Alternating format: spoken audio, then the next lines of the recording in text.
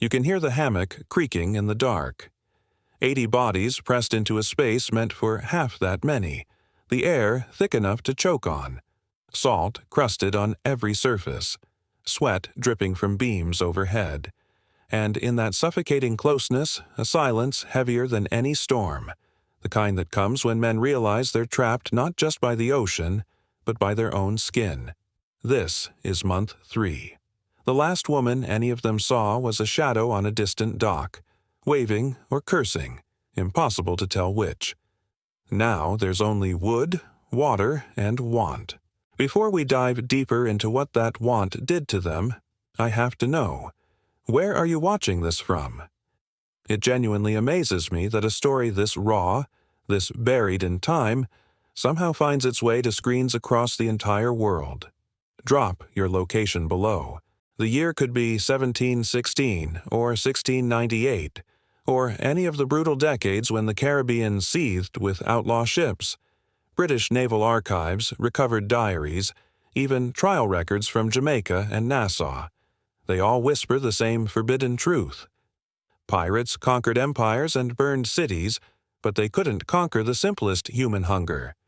And what they did instead, the systems they built in that floating prison of oak and tar, reveals something about desire and desperation that history tried very hard to forget. Because the real question isn't how they survived without women. It's what they became when survival demanded they rewrite every rule they'd ever known about touch, loyalty, and shame. Picture the Queen Anne's Revenge 3 months out from Tortuga, Blackbeard's flagship, though this story belongs to every pirate vessel that ever crossed the Atlantic. The deck is a patchwork of splinters and bloodstains. Below, hammocks swing so close a man can smell what his neighbor ate for breakfast, usually weevil-riddled biscuit and watered rum. There are no private quarters except for the captain. No doors, no walls, just bodies crammed together in a space that reeks of unwashed wool, gunpowder, and something else. Something unspoken that thickens the air more than humidity ever could. The first month at sea, men joke.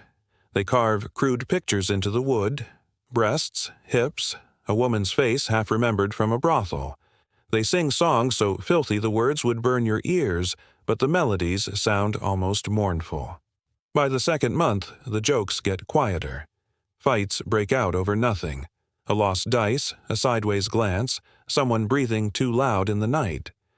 The ship's surgeon, if there is one, starts seeing men for complaints that have no name. Headaches, restlessness, a tightness in the chest that won't ease no matter how much rum they pour down their throats. By month 3, something shifts. The desperation stops being funny. Captain Charles Johnson, the mysterious chronicler who documented pirate life in the early 1700s, wrote about something he called matelotage. The word comes from the French matelot, sailor, but what it described was far more complex than simple companionship. 2 pirates would form a bond, sealed sometimes with actual articles witnessed by the crew, pledging to share everything: plunder, provisions, battle stations, and often a hammock. When one partner died, from cannon fire, disease, or the hangman's rope, the other inherited his entire share of treasure. No court recognized these unions. No priest blessed them. Yet within the lawless world of a pirate ship, they carried the weight of marriage. The historians debate how sexual these relationships were. The truth is probably as varied as the men themselves. Some matelots were brothers-in-arms, nothing more. Others found in that partnership the only warmth available in an endless expanse of cold water. The ship didn't judge. The sea kept its secrets. And the code that governed pirate life, that famous democracy where even captains could be voted out, made space for these arrangements because they understood something crucial. A crew bound by affection, by chosen loyalty, was more dangerous than any Navy vessel. But here's where the story turns dark. Not every partnership was chosen. Not every touch was tender. In the recovered log of the Adventure Galley dated 1699, there's a single line that chills the blood. Punished J. Taylor for unnatural acts upon the cabin boy. 40 lashes. Boy says nothing. The cabin boys, the powder monkeys, the youngest sailors, they were the most vulnerable. Strong men in a lawless place could become predators. Some captains enforced brutal discipline when they caught wind of coercion. Others looked away, terrified that exposing the truth would fracture the crew beyond repair. The official charge in naval courts was always sodomy, punishable by hanging. But punishment required acknowledgement, and acknowledgement meant admitting what everyone pretended not to see. So most of it stayed hidden, whispered, buried in the space between hammocks where the lantern light didn't reach. Yet, even in that moral twilight, something unexpected bloomed. Letters recovered from captured ships, pirates rarely wrote but some did, reveal a tenderness that contradicts every myth. One letter, found in a chest pulled from a wreck off Barbados, reads simply, "Tell Samuel I kept his blade near my heart. He sang even when the mast split. I will sing for him now." These aren't the words of monsters. They're the words of men who found in the most unlikely place someone who mattered, someone who made the endless blue slightly less empty. But the ocean always demands payment for comfort. Disease was the silent executioner. When the ships finally limped into port, Nassau, Port Royal, Tortuga, the men exploded. Months of repression detonated in a single night. The taverns overflowed. Candles burned down to nothing. Rum flowed like a second ocean. And the brothels became temples of chaos. Women lined the streets, sometimes willingly, often not, selling an hour of forgetting to men half mad from isolation. Pirates spent fortunes in gold doubloons for a single night, throwing coins like they were worthless, because after 3 months at sea, they'd have traded every piece of 8 just to remember what softness felt like.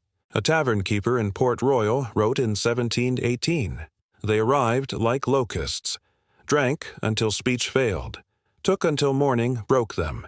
The streets after reeked of sickness, gold, and ruin." But the real ruin came later. Syphilis, gonorrhea, pox. In an age before antibiotics, these diseases didn't just hurt. They destroyed. Flesh rotted. Minds unraveled.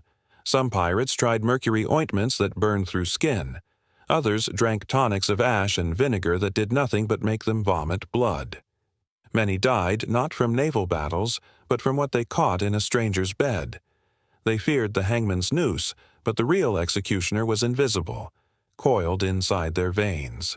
And yet, impossibly paradoxically, none of it stopped them, because the hunger always returned.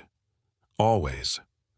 The moment the ship left port, the deprivation clock started again.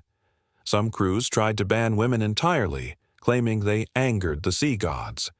It was superstition masking a simpler truth. It was easier to forbid temptation than manage the chaos that followed. But every rule has its shadows. Every now and then, a woman slipped through. Disguised as a man, chest bound with fabric, voice kept low. Anne Bonny, Mary Read. Their names became legend, but they weren't alone. Court records hinted others, unnamed women who lived and fought as men for months or years before being discovered. When Mary Read's true identity was revealed during her trial in 1720, witnesses testified that she had been greatly beloved by her crewmates. The phrasing was careful, deliberate. It said everything without saying anything. Some crews, upon discovering a hidden woman, celebrated her as an equal. Others turned violent, seeing her as a disruption to fragile order. But in the rare cases where love formed, real, chosen love, it became a kind of defiance. A middle finger to the world that said such things were impossible. Still, for every story of affection, there were 100 of desperation turned grotesque. Naval logs from the British Admiralty contain scattered references that make modern readers wince. In 1698, a captain recorded, "Found Jerry the cook in sin with the goat. Flogged near death. Beast was eaten." In 1720, a sailor named Thomas Granger was hanged in Jamaica for unnatural crime with a beast. These weren't isolated incidents. When you trap men in a wooden cage for months with no outlet, Some minds break in ways that defy comprehension. The animals aboard, goats, pigs, chickens, were food, yes. But they were also the only other living, breathing warmth. It's a horror that history whispers about in footnotes, too ashamed to speak plainly. And beneath all of it, threading through every journal entry and trial record, is the same ache: loneliness. The pirates sang about it constantly. Between verses about treasure and cannon fire, there were always lines about a girl left behind, a kiss half remembered, a promise that died on a dock. 15 men on a dead man's chest, yo-ho-ho and a bottle of rum. Everyone knows that line. But fewer people know the verses that come after, the ones that talk about bones lying under the waves, about men who drank themselves to death rather than face another sunrise alone. The melodies sound merry, defiant, but if you listen closely, they ache like open wounds. Rum became both medicine and ritual. A bottle passed between hands was communion. It dulled the sharp edges of wanting, turned anger into laughter, blurred the boundaries that daylight enforced. Under its haze, taboos dissolved. 2 men sharing a blanket could laugh it off as drunkenness in the morning. No questions, no judgment. That was the unspoken code. If the cannon still fired and the ship still sailed, nobody cared what happened after the lanterns dimmed. Rum was the veil that let them survive each other. But not everyone needed a veil. Some pirates, perhaps more than history admits, simply adapted. They built new definitions of intimacy, ones that had nothing to do with the rules they'd left on land. They created families out of crewmates, found brothers, partners, anchors in the chaos. The ship's articles, the democratic contracts that governed pirate vessels, sometimes included clauses about matelotage inheritance, compensation if your partner was killed, rights to his possessions, his share of plunder. It was a legal framework for relationships that law and church refused to recognize. In a world that rejected them, they built their own. And that's the paradox that makes this story so devastating. Pirates defied kings, burned governors' mansions, spat in the face of every rule civilization tried to impose, but they couldn't escape biology. They couldn't outrun desire. The ocean was vast, infinite, merciless, but it was never big enough to drown the want. So they did what humans always do when pushed to the edge. They adapted. They invented. They survived in ways that history finds too uncomfortable to fully examine. Because here's the truth the legends don't tell you. The greatest enemy of pirate life wasn't the British Navy or the gallows or the storms that split masts like kindling. It was the silence between waves, the emptiness that followed them from ship to shore and back again. They could rob merchant vessels and sack cities, but they couldn't rob themselves of need. Every man who stepped onto a pirate ship carried 2 prisons, the wooden one that creaked beneath his feet and the one inside his ribs that no amount of rum could unlock. When the age of piracy finally ended, crushed by naval might and pardons that came too late, the survivors scattered like smoke in a high wind. Most died broke, diseased, or drunk in ports that barely remembered their names. A few tried to disappear inland, passing themselves off as sailors or fishermen, but their bodies betrayed them. The sun-scored skin, the crooked fingers twisted from rope burns, the eyes that couldn't stand still water. Very few made it past 40. They left behind no great monuments, no marble statues, no bloodlines to inherit their stories, just fragments, trial records inked by men who despised them, anonymous letters intercepted at sea, carvings in sunken wood that divers find centuries later, crude drawings of bodies intertwined, initials scratched beside each other, proof that someone, somewhere, once mattered to someone else. Modern audiences love to romanticize them. The adventure, the freedom, the rebellion, the wind in the sails and the endless horizon, Hollywood's version of liberty. But the reality was different. It was bone-deep isolation punctuated by brief, violent bursts of chaos. Days of silence and rot. Weeks without a woman's voice, months without the faintest scent of home. They lived in a world where touch itself was contraband, where intimacy could mean death, and where every man's body was both weapon and prison. The average pirate ship was less a vessel of freedom than a floating cage. Dozens of men crammed into a wooden hull no larger than a modern townhouse, sleeping shoulder to shoulder, breathing each other's air, hearing every cough, every nightmare, every whispered curse in the dark. Privacy did not exist. The sea stripped it away. Even defecation happened in view of others, over a plank jutting into open water. Food was rationed, rum was currency, and sleep was the only escape. In such confinement, the body ceased to belong entirely to oneself. Historians often overlook what deprivation does to the human mind. Months without touch, without affection, without even the possibility of softness. These things gnaw at the soul.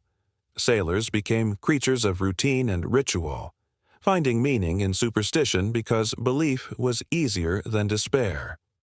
They sang to the sea not for joy, but to remind themselves that they still had voices, and when they docked at port, they exploded outward, drinking, fighting, buying affection as if trying to make up for all the days they'd spent pretending not to need it. Some historians argue that this deprivation shaped pirate culture itself, that their wildness on land, their appetite for destruction, even their fierce brotherhoods, all stemmed from the same root, the desperate need to feel, to prove they still existed. Brotherhood wasn't just loyalty, it was survival. Bonds between crewmen blurred the lines between friendship and something deeper. Articles of agreement, the pirate code, often mentioned partnerships that included shared spoils, shared cabins, even shared burial wishes. These were contracts written not in romance but in necessity. The sea took everything, so they clung to what remained. In rare fragments of testimony, you catch glimpses of this hidden humanity. A dying quartermaster asks to be buried beside his mate of many voyages. Another leaves his entire share of loot to a single crewmate, for love and good company. The language is sparse, but the emotion bleeds through. For men who were told that desire was sin, affection became rebellion. Perhaps that is the greatest truth piracy leaves us, not the fantasy of freedom, but the cost of it. To live without law meant living without comfort, without tenderness, without the illusion of permanence. They chased liberty into the open sea and found only themselves, raw, unguarded, and starved for touch. In the end, every act of violence, every riotous night, every reckless charge against impossible odds might have been nothing more than a way to feel alive, if only for a moment. The ships have long since rotted into coral and sand. The men are bones and stories, but the echoes remain, in every scratched drawing, every sea shanty that sounds a little too mournful, every whispered myth of two sailors who shared more than treasure. If you listen closely to the history, past the cannons and the gold, you can still hear them. Ghosts of men who traded everything for freedom, only to discover that the greatest prison was the one they carried inside. They conquered oceans. They defied empires. But they could never conquer the simple, terrible fact of being human, wanting, aching, alone in a crowd of 80 men, drowning in a sea that had no mercy and no memory. That was their curse. That is their legacy.